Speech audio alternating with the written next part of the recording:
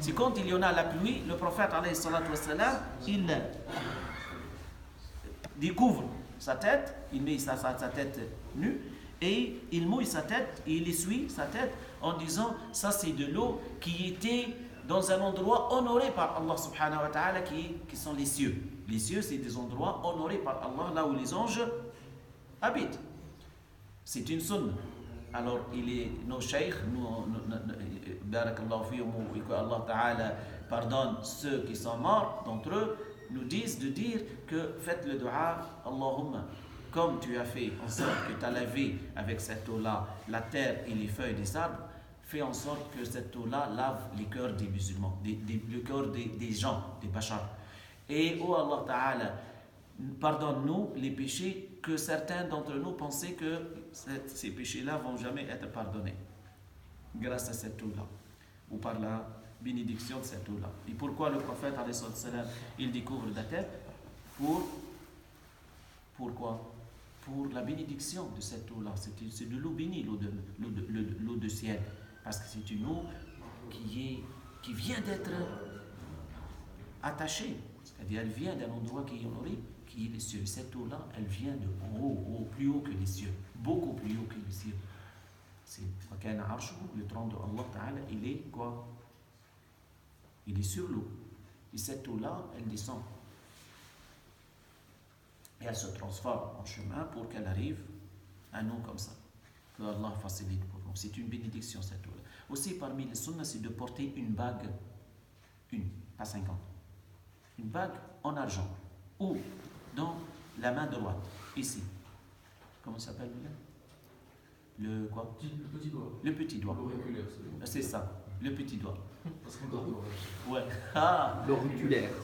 Subhanallah. Alors dans ce petit doigt-là, c'est pas ici, ni ici, ni ici, ni ici. C'est dans la main droite, dans le petit doigt. Et même certains, il a été rapporté par Abu Daoud. Et certains savants de Malikiya, ils ont dit même, c'est mieux. Certains, je n'ai pas dit toute l'école de jurisprudence al-Malikiya. Certains d'entre eux, ils ont dit que la décoration qui est dans cette bague-là, mettez-la en bas. Pourquoi?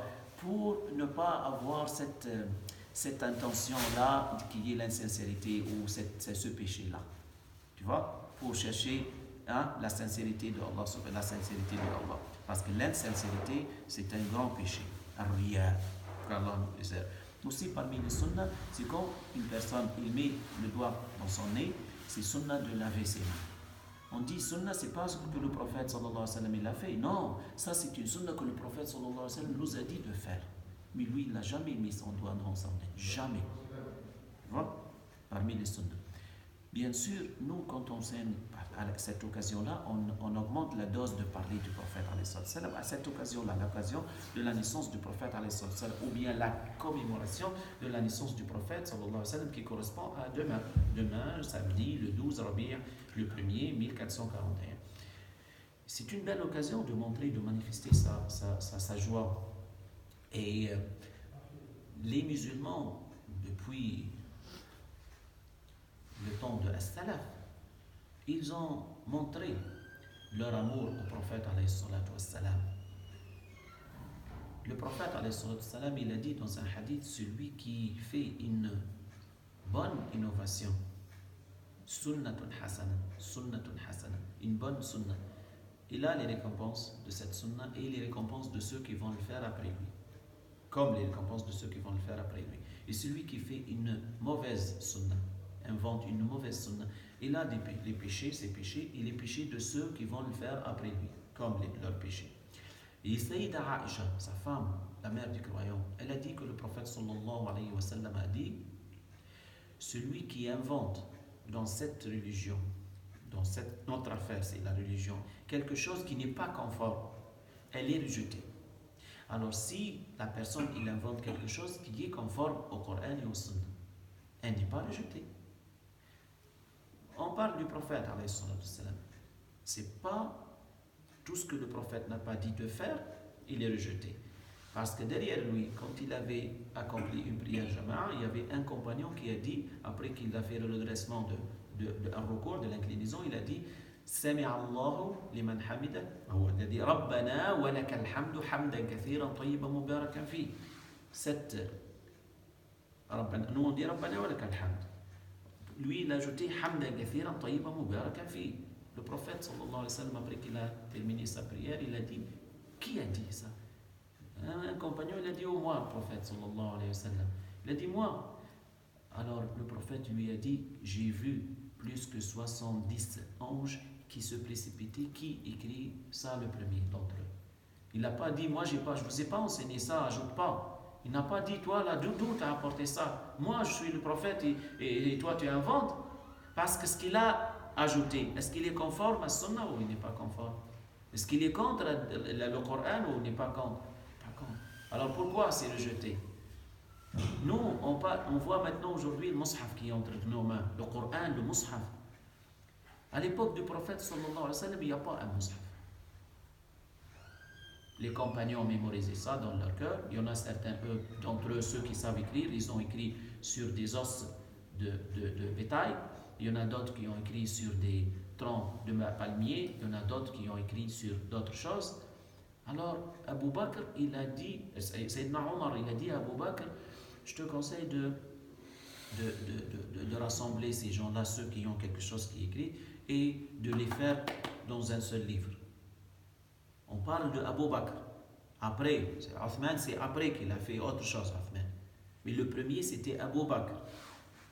Et alors Abu Bakr, il a écouté le conseil de Omar, il a rassemblé ça, tout ce que ces gens-là ont, dans un seul livre.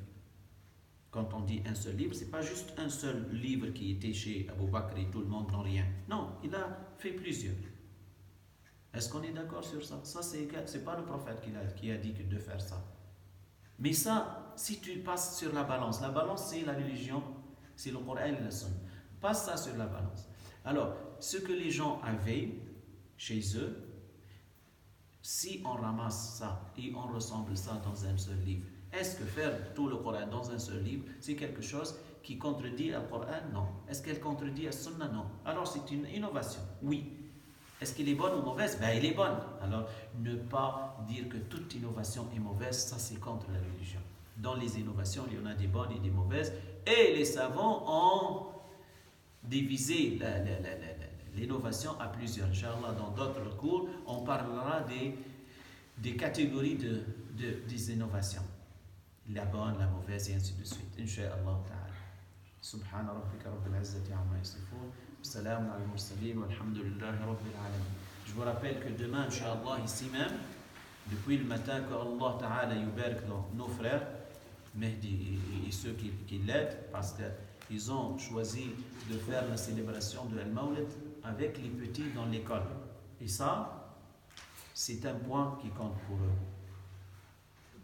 Malgré tout ce que tu peux penser au sujet de la direction, mais ça c'est un point fort qu'Allah bénit tous ceux qui ont pensé, tous ceux qui ont œuvré. Okay? Et aussi le soir, ça continue notre Inch'Allah Ta'ala joie avec la grande célébration, c'est à partir de Al-Maghrib et elle continue même après la prière de l'Isha. On va avoir des cours en arabe, en français et il va y avoir des chants religieux. Invitez vos femmes, vos enfants, venez nombreux, vos proches. Ça arrive, la célébration de Al-Mawlid, c'est une seule journée par année. C'est ridicule de la rater. Un musulman, là, il demande à Allah Ta'ala qu'il augmente l'amour du prophète sallallahu alayhi wa sallam dans ton cœur. Subhanak Allahumma wa bihamdik. Nashhadu an la ilaha illa anta nastaghfiruka wa natubu ilayk. Wa sallallahu ala Muhammad wa ala alihi wa sahbihi.